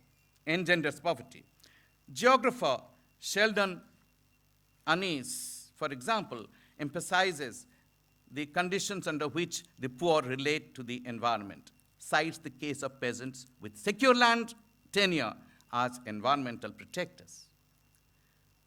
On the other hand, the landless, the rootless, subsistence peasants and squatters have fewer personal disincentives to cut forest cover or consume wildlife, plant annual crops, and eroding slopes. The poor degrades environment for survival narrative also undermines the fact that the poor indeed act as environmental activists. New social and ecological movements, grassroots political action, activists in grassroots ecology movement, such as Bishnoi movement, Chipko movement, Narmada Bachao, to name a few. The people who are protecting the environment are often the most marginalized. Even if one assumes that poor is compelled to degrade the environment, facts reveal otherwise. For example, in urban areas, the low-income groups live and often build for themselves, use recycled and reclaimed materials, use less cement and other materials with a high energy input, have too few capital goods to draw on the world's finite reserves of metals and other non-renewable resources. They rely on public transport, or they even bicycle, which means low average figures for all oil consumption per person.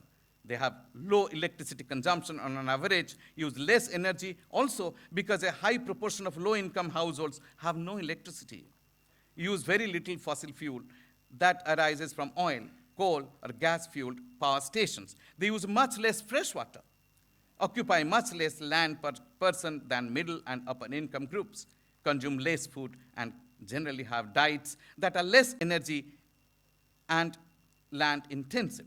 In terms of West generation, they generate much less per person than the rich. Urban poor generally have an ecologically positive role as they are the main reclaimers, reusers, and recyclers of wastes from industries, workshops, and wealthier households. It is the rich who consume most of the goods whose fabrication generates more toxic or otherwise hazardous wastes or persistent chemicals whose rising concentration within the environment has worrying ecological and health implications. They may contaminate through small-scale enterprises that are in fact owned by the rich. These are the issues of vital importance to keep in mind when we revisit the issue of natural resource management for sustainable development in national and or regional context. And I'm sure these 2 days of this very important national seminar, the papers, the researches of my colleagues here and friends, student friends, would be read out, but these issues can become a point of reference. Thank you so much.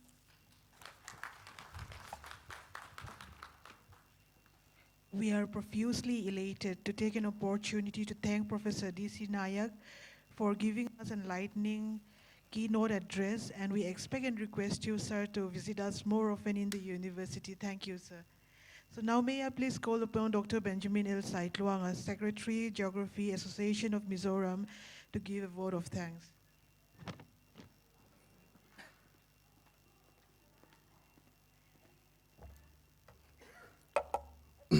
So, we now come to the ending part of the inauguration.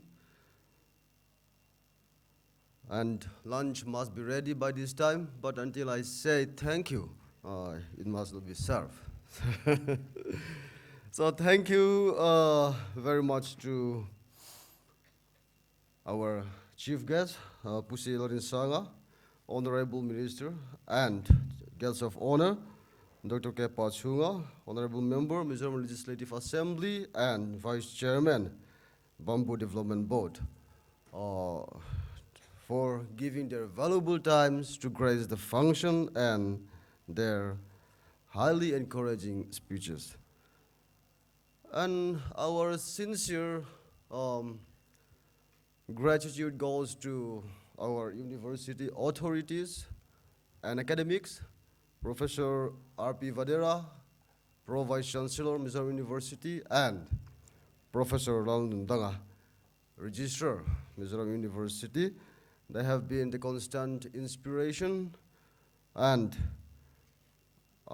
we are very grateful that they have agreed to grace the function and deliver highly informative and inspirational speeches. Professor D.K. Nayak, one of the few luminaries in the field of geography from Northeast India. We are very grateful to him. He has kindly consented to deliver keynote address.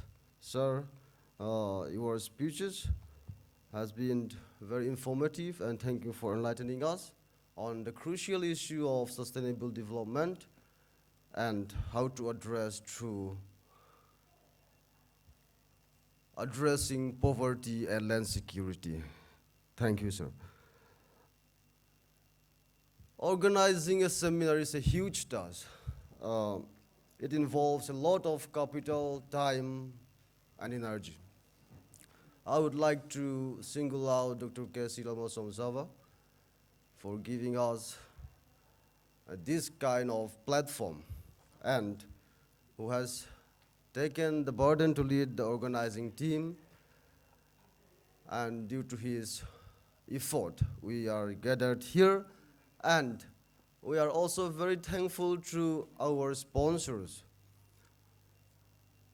particularly NABARD, National Bank for Agriculture and Rural Development, Ministry of Arts Science, Indian Council of Agricultural Research, Indian Council of Social Science Research, Mizoram University, Geography Association of Mizoram, and individuals and all those who has helped us to achieve this grand seminar. So with this, lastly, I would like to thank all the participants who has witnessed this inauguration session, and the participants from outside. You may enjoy the unpolluted atmosphere of the campus, and we wish you a successful and fruitful seminar. Thank you. All of us are invited to have lunch at the ground floor. Thank you.